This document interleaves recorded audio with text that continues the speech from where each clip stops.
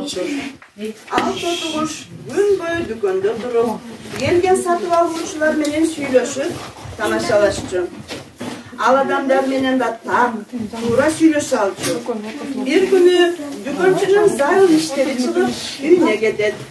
Тотугуш бир ал жака, бир бул жака учуп ойноп отуруп, май коюлган идишти ордунан кулатып жиберет.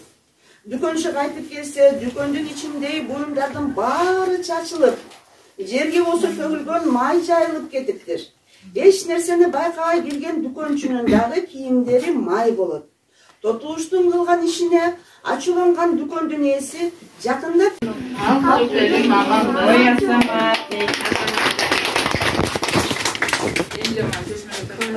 биз окуман деп койгонубуздун себеби окуу түндө алдындагы шамчырак билим алсак мындай жаркырак деп Жусупова Сагын атабыз айтып кеткендей, биз тобубуздун атын 3-топтун атына окуман деп койдук.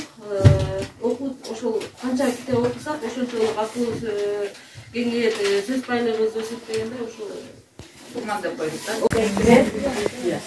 Üçümüz size düşündürüyor. Burayı bir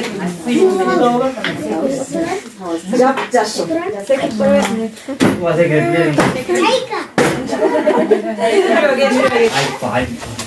Burada sekiret.